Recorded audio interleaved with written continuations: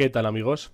Sois muchos los suscriptores que desde hace tiempo me venís pidiendo un vídeo acerca de cómo calcular un sistema fotovoltaico autónomo, o también denominado aislado. Muchos me preguntáis por cómo determinar el número de paneles fotovoltaicos necesarios para una instalación concreta, otros me pedís que os explique cómo determinar la capacidad que debe tener una batería para abastecer una determinada instalación. Para responder a estas preguntas de forma global, he decidido hacer una serie de vídeos explicándoos cómo dimensionar una instalación solar fotovoltaica. Estamos hablando de una instalación aislada o autónoma, es decir, una instalación que nos va a autoabastecer de energía, es decir, un sistema que va a aprovechar la irradiación solar para generar la energía eléctrica necesaria para el suministro de una instalación. Puede ser una vivienda, un sistema de bombeo, un sistema de riego, por ejemplo, o un sistema de telecomunicaciones en una montaña, etc. Los usos son ilimitados. He estado pensando acerca de la mejor manera de mostraros los cálculos y los resultados de este método para calcular una instalación fotovoltaica y he llegado a la conclusión que mejor que mostraros los resultados y los datos sobre una pizarra o los cálculos, lo que voy a hacer es crear una serie de hojas Excel en donde en cada hoja vamos a dimensionar un elemento de la instalación, que ahora vamos a ver de qué componentes consta. Posteriormente, esa hoja de cálculo la vais a poder descargar a través de un enlace que voy a dejar en la descripción del vídeo. Esa hoja de cálculo, una vez que la descarguéis, vais a ver que no tiene ningún tipo de restricción, vais a poder ver todos los cálculos, todas las funciones, van a ser funciones sencillas, una hoja de Excel muy sencilla. De esta manera creo que es más interactivo. Vosotros tenéis la herramienta de cálculo en vuestro ordenador, podéis hacer cambios, podéis ver cómo funciona y en definitiva vais a aprender cómo se calcula esta instalación solar. Vamos a comenzar explicando qué es un sistema fotovoltaico aislado, que como os he dicho antes es aquel sistema que nos autoabastece de energía y esa energía la obtenemos a partir de la irradiación solar que tenemos en la zona donde está ubicada la instalación. Y al final lo que hace es, a partir de la irradiación solar, los módulos fotovoltaicos producen corriente eléctrica, esa corriente eléctrica la almacenamos en unas baterías y después de esas baterías nos autoabastecemos. Vamos a comenzar viendo los componentes que tenemos en la instalación. Fijaros aquí en la figura de la derecha, esta que os estoy señalando aquí ahora. ¿Vale? Aquí tenemos los principales componentes de nuestra instalación solar fotovoltaica. Podemos encontrar el panel fotovoltaico, que va a ser el que proporciona la tensión o corriente encargada de mantener la carga de la batería. En él va a incidir la irradiación solar que tengamos en la zona donde esté ubicada la instalación, como os digo, y con esa irradiación solar va a producir energía eléctrica.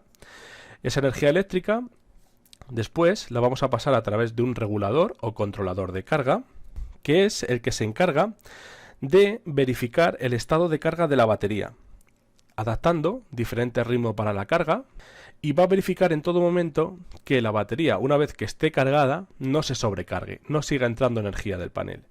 En algunos casos, este regulador también se va a encargar de que la batería no se descargue más que lo que hemos programado. Es decir, si nosotros tenemos una profundidad de descarga de un 60% en nuestra batería, pues este equipo puede vigilar que no se produzca una descarga mayor. Es decir, nos va a proteger la batería contra excesos de carga y contra un exceso de descarga.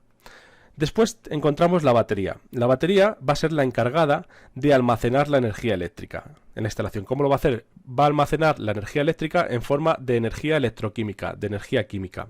Necesitamos almacenar la energía durante el día para luego, por ejemplo, poderla utilizar durante la noche o en aquellos días que la irradiación solar sea escasa y no produzcan los paneles fotovoltaicos apenas electricidad. Pues esa energía la vamos a tener almacenada en la batería y vamos a poder utilizarla. Después de la batería lo que tenemos son los consumos. Y estos consumidores de energía podemos tenerlos de dos tipos. Como veis aquí en la imagen tenemos algunos que consumen corriente continua, ¿vale? A partir del regulador y de la batería pues se consume la energía en corriente continua. Y en otros casos tenemos consumos en corriente alterna, a 230 voltios generalmente y 50 hercios, como los que podemos tener en nuestra casa. En este caso, estos consumos, para poderlos alimentar, necesitamos hacer uso de un aparato que es un inversor, que transforma la corriente continua en corriente alterna, y de esa manera estamos alimentando estos consumos en corriente alterna.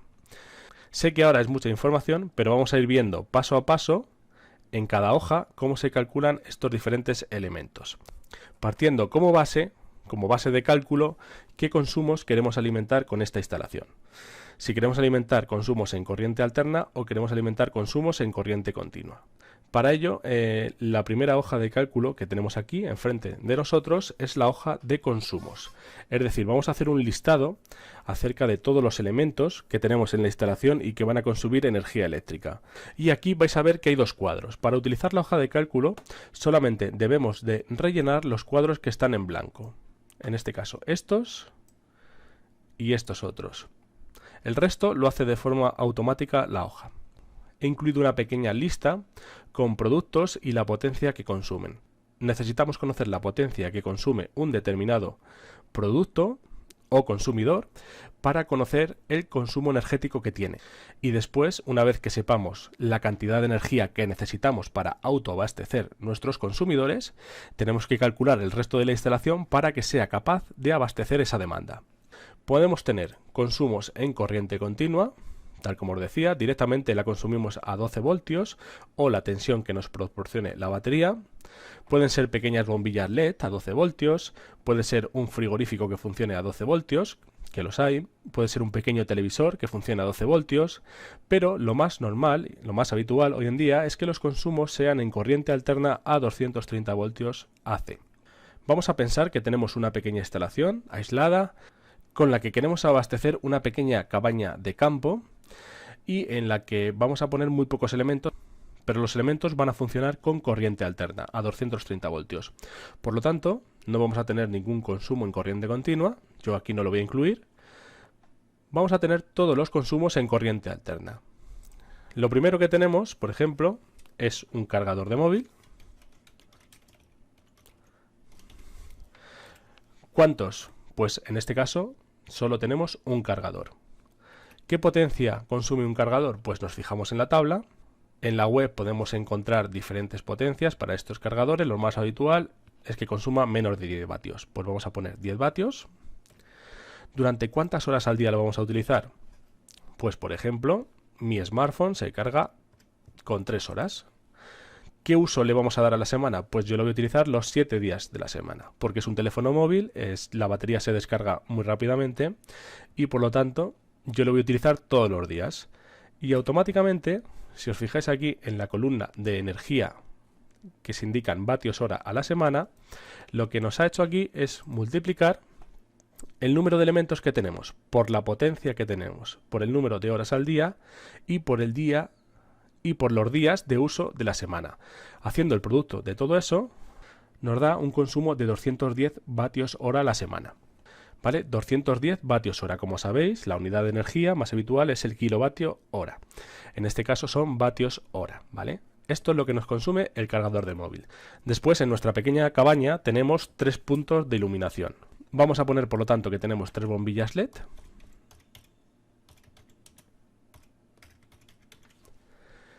¿Cuántas bombillas tenemos? 3. ¿Cuánto consume cada bombilla? Pues en este caso aquí no viene reflejado, pero estas bombillas nos consumen alrededor de 10 vatios. ¿Cuántas horas lo vamos a utilizar al día? Pues en este caso yo voy a decir que lo vamos a utilizar 3 horas al día.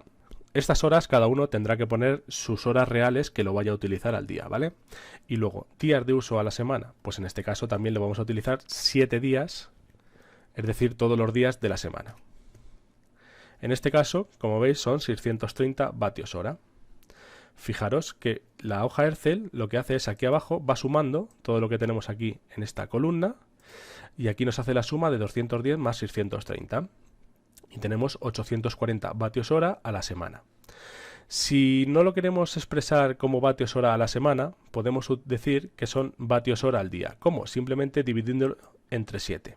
Fijaros, aquí lo que hace en esta celda es coge el total de consumos DC en vatios hora a la semana, este que tenemos aquí en azul, y lo divide entre 7 días que tiene la semana, y por lo tanto nos da el consumo en vatios hora por día.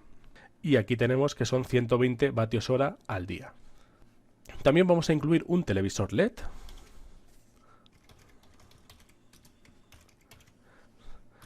¿Cuántos? 1. ¿Qué potencia consume un televisor LED? Pues vamos a decir que son 200 vatios. ¿Y cuántas horas al día lo vamos a tener encendido? Pues en este caso yo lo voy a tener encendido 2 horas. ¿Y cuántos días de uso a la semana? Pues vamos a poner que 7 días de uso a la semana. Todos los días.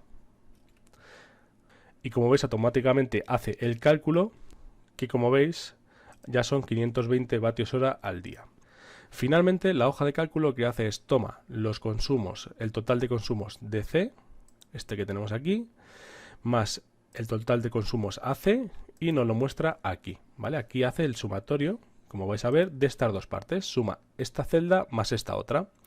Para que veáis cómo funciona, vamos a suponer que tenemos una pequeña bomba que nos abastece de agua, una bomba hidráulica,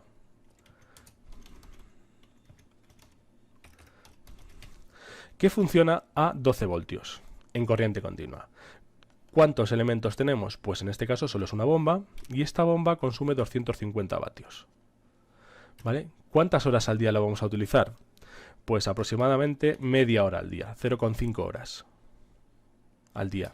¿Y qué días de uso por semana? Pues en este caso vamos a suponer que esta bomba la encendemos media hora durante 4 días a la semana.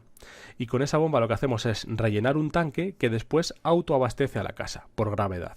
Un tanque que tenemos elevado.